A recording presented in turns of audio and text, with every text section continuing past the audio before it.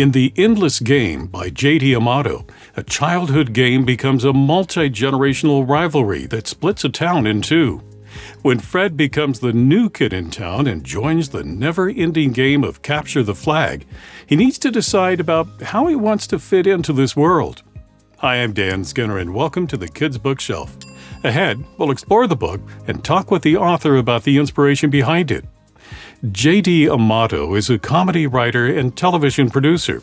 He joins us to talk about his debut middle-grade graphic novel, The Endless Game.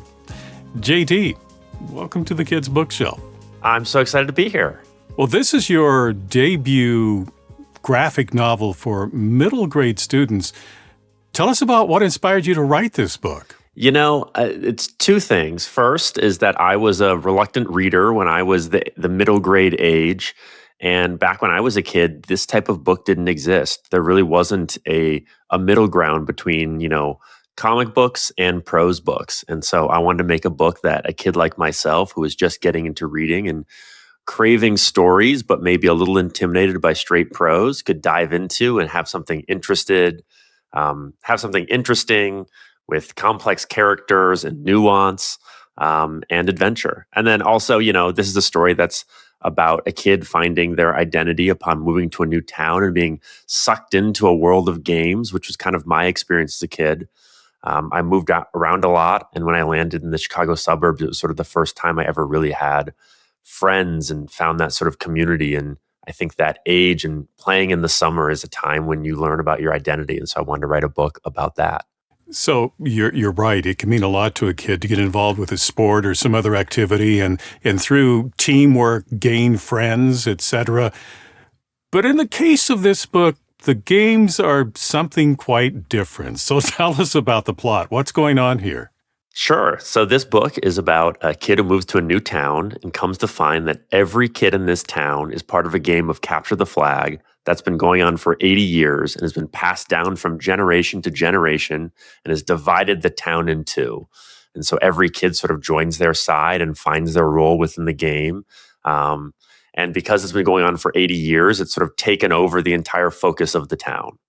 And why capture the flag? Capture the Flag is a game that I played a lot growing up, and I think it's sort of also one of the first games you play as a kid where you sort of that idea of division and team and a team goal, and it's something that you can't do on your own. It's sort of one of the first games where you experience all of those feelings. Well, in this case, because this game has been going on for 80 years, it's multi-generational. It's become very involved. So tell us about the ways in which this goes far beyond what people might think of a normal capture the flag game. Yeah, sure. So, in this world, there's an entire sort of sub-universe that's sort of run by the kids that has everything from the Council of Homeschool Kids that oversees the rules of the game to saloons and jails and castles and bases and citywide bike races that determine different things in the game. And so it's really taken over everything. And as a kid, you escape into this game and it's its own society. It's its own, world beneath the world of the adults. And the adults endorse this because they went through it as kids themselves. Yes, the adults have all played this game themselves and they've passed it down to their kids. And so as much as you'd like to think that maybe the adults sort of see the absurdity of this, they're actually as invested as the kids and maybe even a little bit more invested than the kids. But I will say, having grown up being a kid, what things haven't been passed down to us by the adults before us that it's sort of up to us to determine what's important and what's not important within. Well, that's one of the things I wanted to ask you about, sort of thematically, some of the things you were trying to say through this novel. And one of them is what kids inherit.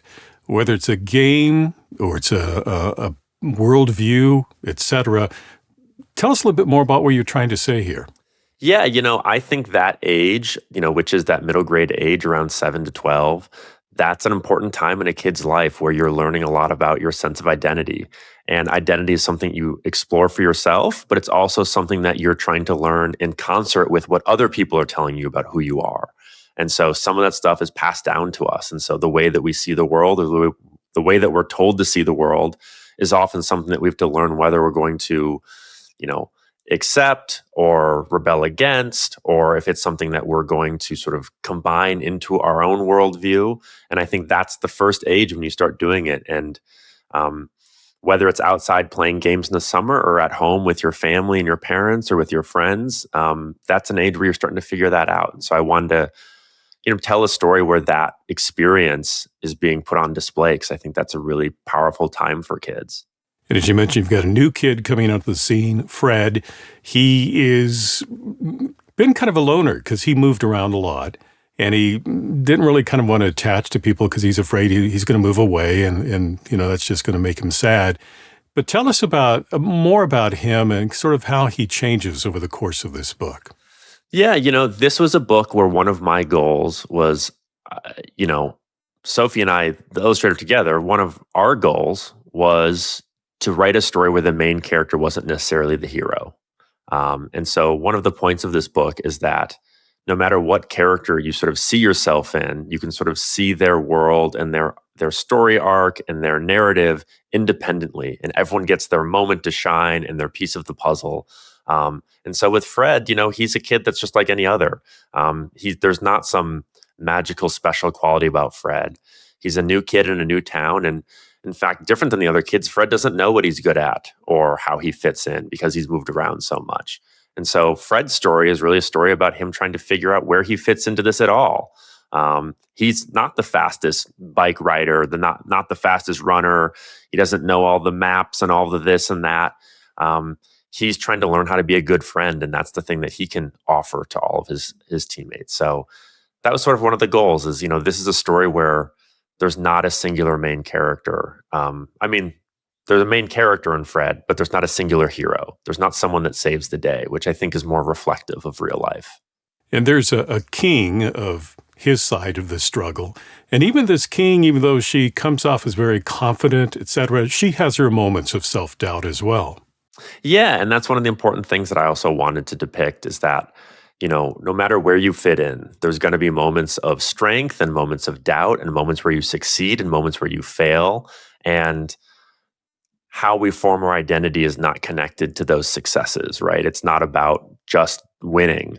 It's about learning how to react to everything. And so I think every character has an opportunity to succeed, an opportunity to fail, an opportunity to struggle, an opportunity to doubt themselves.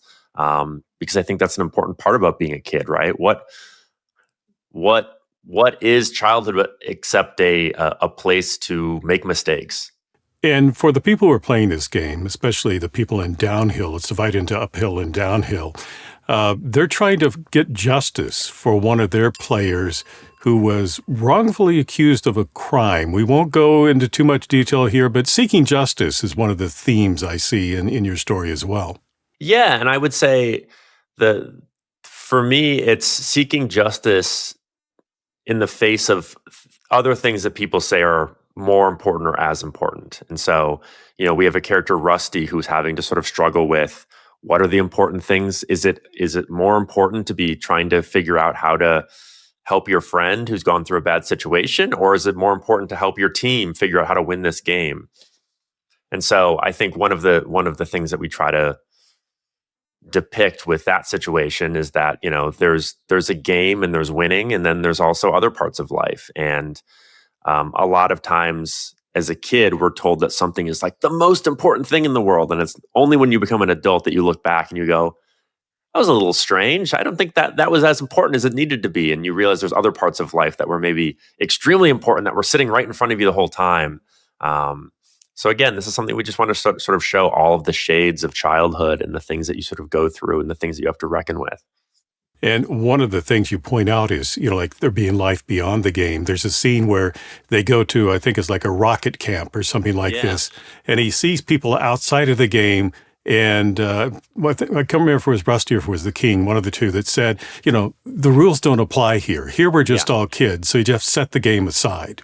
Yeah, and it's they go to a rocket camp, and it's in another town, so the rules of the game don't apply. And so kids from either side of the divided town are in this camp together, and they can all be friends and just be kids. And then they have this moment where they lose themselves in that, and they're having fun. And then something happens that pulls them back into the game, and they realize they have to go back to their sort of divided lives. I think that says something about, I mean, for all of us, really. We occupy certain roles in our life, whether it be work or certain relationships, but then we need to be adaptable and know that there are other times when we need to change and adapt to that situation and kind of become someone else. Yeah, and part of adulthood even is about figuring out what of those identities are things that we decided for ourselves and what are things that have been handed down to us. And it's for us to decide what's important and what's not important. So I think we touched on this in a number of ways, but besides just being an interesting read, what are some of the things that you hope kids are going to take away from this book? I want kids to be able to read this book and see themselves in it somewhere. I was a kid who, when I read stories growing up, I didn't see myself in the hero ever. I saw myself in the side characters in a lot of stories. That doesn't net out to much. You see yourself get lost in the margins as the hero saves the day.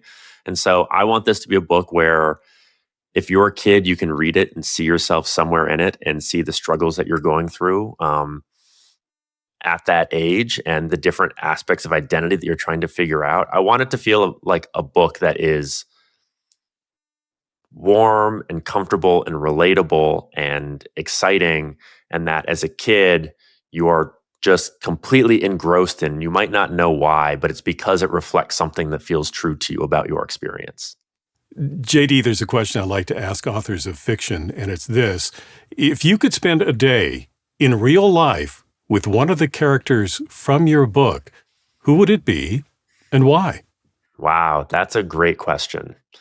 Um, a character that I would spend the day with, I think, would be a character named Silent Sarah. So, Silent Sarah is a character in the book that actually came about because my illustrator, Sophie Morse, and I actually had an extremely collaborative process where we worked together through every step of things. So, I was pitching her story ideas, she was pitching me sort of sketches and blocking and things like that. And Silent Sarah was a character that my illustrator, Sophie, really took to, and originally was a very small character in the book and then became larger and larger and became a very wise character who sort of appears in a lot of important moments in the book. And I think she's a character that wasn't one that I sort of came into the book knowing exactly who she was going to be. And so I think if I had to spend a day with a character, it'd be Silent Sarah, because I want to learn more about her, because she was as much of a surprise to me as she would be if I got to meet her in person. And she's a sort of master of disguise. So Yes. sometimes you don't know she's there, and other times she kind of disappears. So it's kind of fun in the story that, wait, where did she go? Or where did you come from? Yes, and she has an ability to not only sort of disappear into her surroundings, but then pop up and give some good advice from time to time. And I think that'd be a good friend to have. So I think I would choose Silent Sarah. Yeah, I think Silent Sarah learns a lot just from observing and kind of taking in the bigger picture of what's happening. Yeah, which is also, that's a great example of a type of character that we wanted to make sure was in there, because that's also an experience of a lot of kids. Is there's kids who don't want to be the kid on a bike racing through the woods. They want to be the observer. They take things in. They sort of see what other people are dealing with and sort of pop in and sort of talk with them. So yeah, Silent Sarah is, I think, a really special character.